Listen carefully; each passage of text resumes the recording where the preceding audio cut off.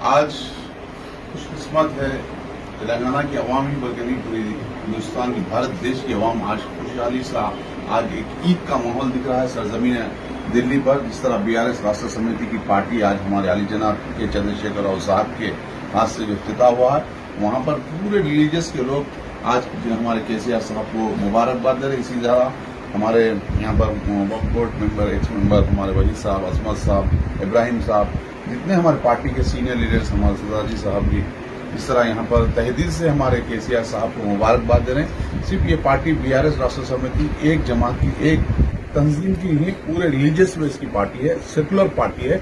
आज जिस तरह दिल्ली में पार्टी का इनॉग्रेशन हुआ, सिर्फ तेलंगाना ही बल्कि पूरे हिंदुस्तान में आज एक त्योहार का ऐसा माहौल दिख रहा है, ईद का माहौल दिख रहा है। क्योंकि इसलिए एक छोटी पार्टी जो तेलंगाना मूवमेंट से शुरू की थे केसीआर साहब 2001 से, आज अल्हम्दुलिल्लाह जिस तरह उन्होंने जो मकसद जो चाहे वो हासिल करे हैं अवाम की मदद से, आज उसी मदद से आने वाला 2024 में भी लाल किले पे झंडा लहराएंगा तो बीआरएस राष्ट्र समिति का केसीआर साहब की क़यादत में इंशाल्लाह फिर हमारा एक नया एक पीएम के रूप में वो दिखेंगे। जिस तरह बीआरएस पार्टी आज खुदा हुई है, उसमें आज पूरे बीसी, एससी, माइनॉरिटी, सब लोग आज उनको दिल की गहराइयों से मुबारकबाद दे रहे हैं और पूरी अवाम खुशी से आज, क्योंकि ये फिरका प्लस पार्टी नहीं होती, एक सेकुलर पार्टी है और केसीआर साहब से ही हर इंसान को एक इंसाफ मिलता है। जिस तरह आज कई रियासतों में देखिए, जिस तरह बीआरएस राष्ट्र समिति पार्टी हुए बाद हिंदुस्तान के हर शख्स, हर जगह एक शाख बन चुकी है। उसी तरह महाराष्ट्र रहने दो, इसी तरह कर्नाटका रहने दो, इसी तरह आंध्रा में रहने दो, हर स्टेट में एक लहर चली बीआरएस राष्ट्र समिति की। उसी तरह आज हमारे चीफ मिनिस्टर केसीआर साहब को मैं तमाम तेलंगाना की आवाम की तरफ से मैं दिल की गहराइयों से उनको मुबारकबाद देता हूँ। जय तेलंगाना, जय बीआरएस, जय बीआरएस, जय बीआरएस, जय बीआरएस।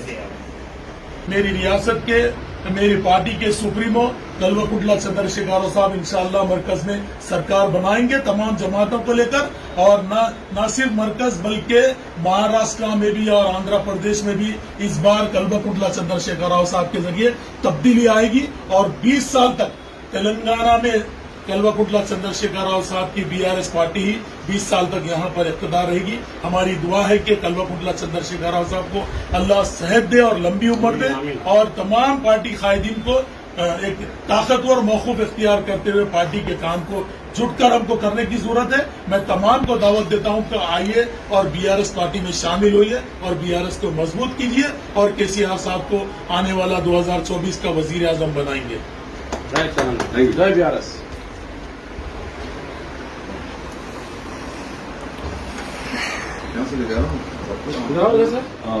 डैडी बोल दो, डैडी कुछ लो। मुल्क के लिए खुशी और मसरत का मौका है, क्योंकि आज हम इसको जश्न के तौर पर मना रहे हैं, क्योंकि हिंदुस्तान में केसीआर साहब ने एक बीआरएस बनाकर एक नई तब्दीली का आगाज किया है। क्योंकि मरकज की सरकार को तब्दील होना जरूरी है।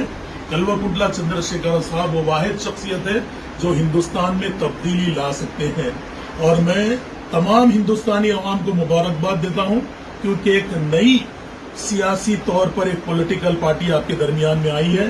कल्वकुंटला चंद्रशेखर राव साहब वो वाहिद शख्सियत है।